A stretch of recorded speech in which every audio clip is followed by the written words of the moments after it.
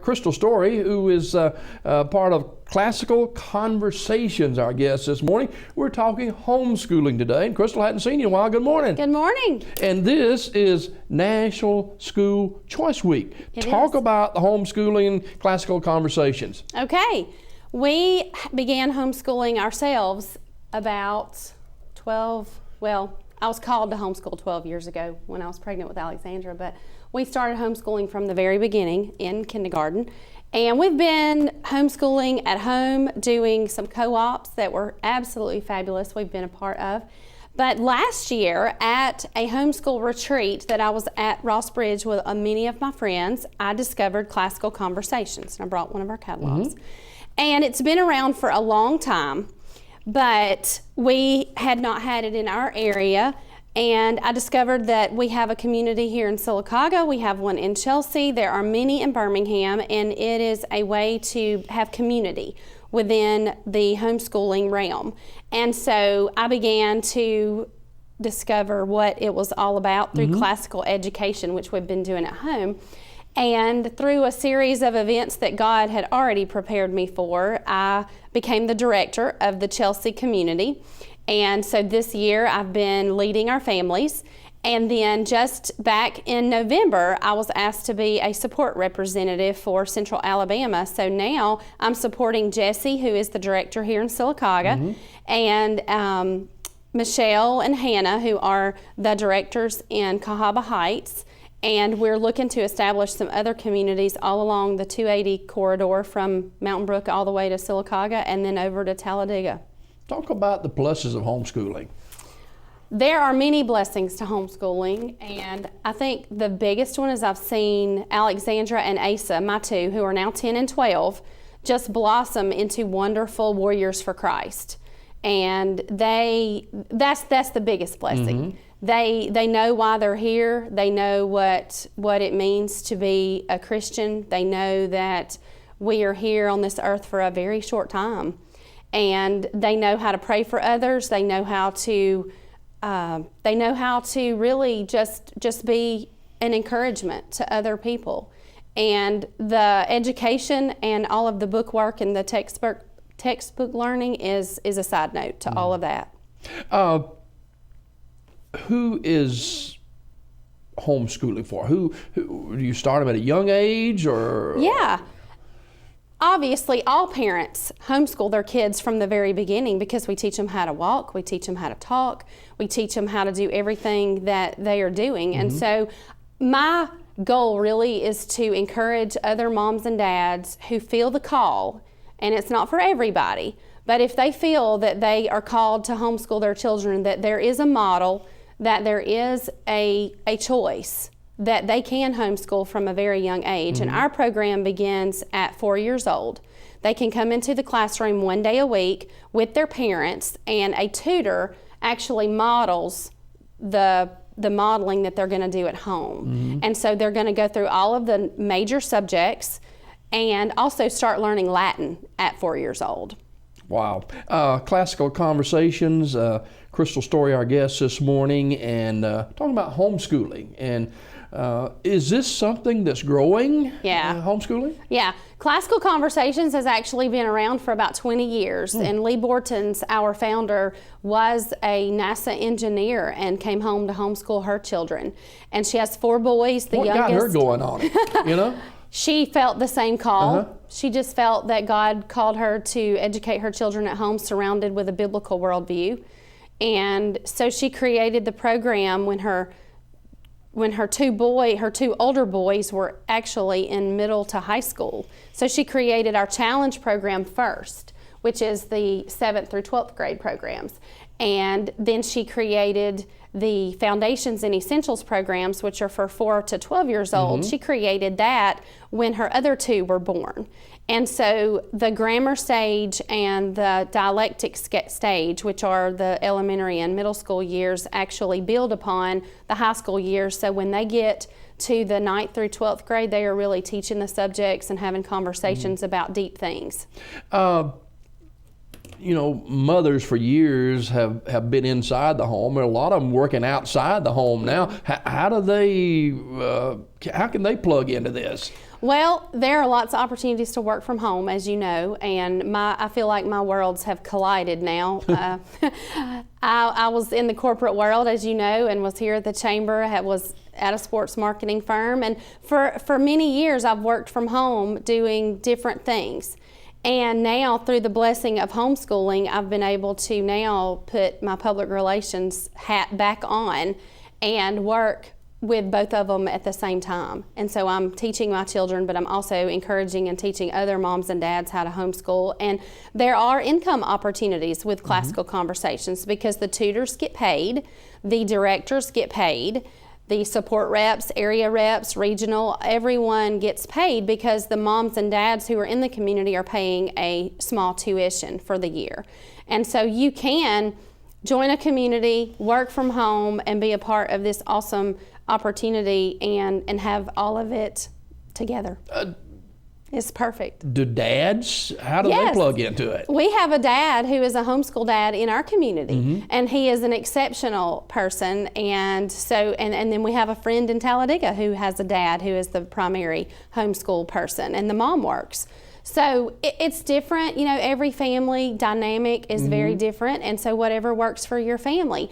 There are nurses who are in our program who work on the weekends and they homeschool their kids during the week.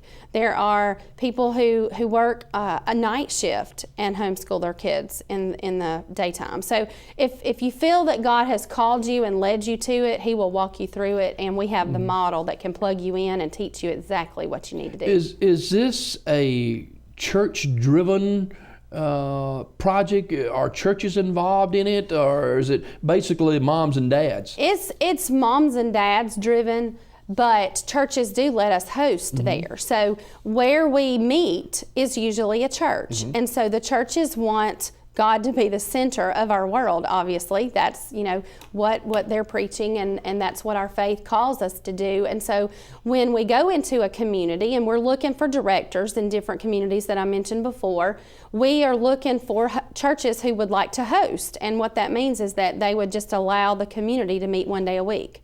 Now, I followed with great interest of how you and Pete built your homeschool room out of a garage. Actually, I think it was, and I followed that. You mentioned this is not for everybody. You have to be committed to this kind of thing. Yeah, we did school in our living room and back porch and kitchen table and the floor of the bedrooms many years. And when I realized a couple of years ago that this is something that we're going to do through high school, I told Pete that we needed a room. I need a room that's designated for us, that we can go in there and have school and then leave, instead of having books scattered all over the house, which was fine, but you know, I'm organized type A, so I needed a room. And so we closed in our garage and did it all ourselves, and so now we have a beautiful, bright room. National School Choice Week, classical conversations this morning. We're talking homeschooling with Crystal Storey, and here we are, end of January. Can people plug into this now, or maybe if they're dissatisfied with their school system, whatever reason it might be, do they wait till the school year's ended and start over, or what? You don't have to. The beautiful thing about the state of Alabama is that we have a choice, and you're in charge of your child.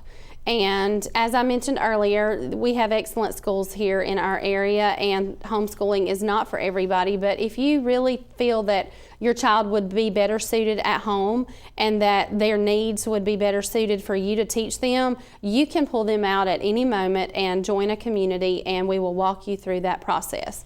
Now, is it a perfect idea to pull them out in the middle of the school year? No, but there have been instances where you need to, and we will gladly plug them in to a community where we can. And they'll come in the middle of some things right now if someone were to do that, but once they get plugged in, it will all begin to click after a few months, and so by the beginning of the next school year, they'll feel very comfortable. It's kind of like a life change.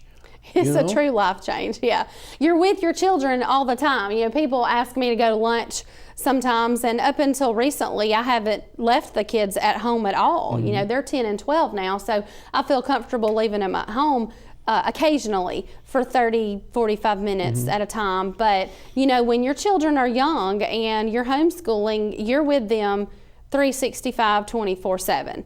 And it's a commitment. It is, you're not dropping them off at the school, you're not putting them on the bus and then, you know, going about your day. It's hard.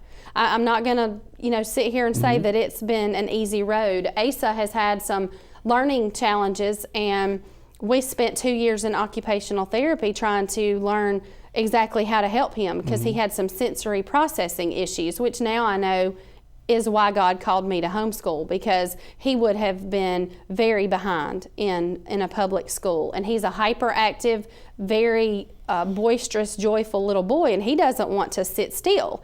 And so sometimes we go in the kitchen and we do math by measuring cups and cooking in the kitchen. And Alexandra loves animals, and so we go to the zoo and we talk about animals and we do things like that. So it's funny, Pete worked from home for about a year in between his endeavors, and he thought we were going to be together a whole lot, but homeschool means that home is our home base, not where we stay all of the time. And so we do a lot of activities outside of home, and the beauty of it is that you can tailor your child's education to fit their needs and meet them where they are. And probably you have to occasionally take a dose of patience, too, with this program. Yeah, I get asked that a lot, that I don't have the patience to homeschool my kids. Well, I didn't either, and I still don't on some days.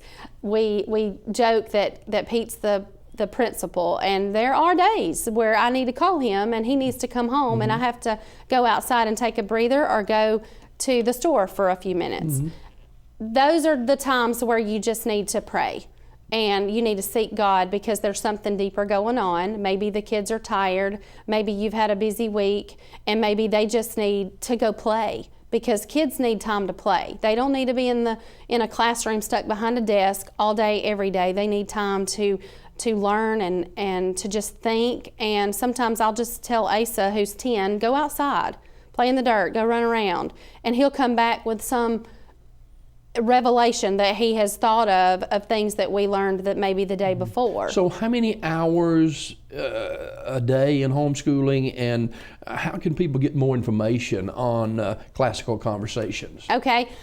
Every child is different in their learning, and in the very beginning, when they're 4, 5 years old, you're not going to spend a whole lot of time instruction. You're going to spend a lot of time playing with them, playing with blocks, playing in the dirt, playing in water and things like that. So, 30 minutes or an hour of real instruction is really all they need, because they need a lot of playtime. And as they get older, mine are 4th grade and 6th grade now, and I would say we spend 3 to 4 hours of real book work. Do they like it? They love it. Wow. Yeah, they love it. Yeah. And book work doesn't mean that we're always sitting at the school table. We still go outside. We still do things on the floor. We still go climb the tree and do our reading in the tree house in the backyard, and sit on the trampoline and learn history and talk about the great artists, And so there are lots of opportunities to just learn when you're doing real life. How can people find out more information? They can call me, 256-510-2118, or they can go to classicalconversations.com and plug in your zip code, and that will take you to a community near you.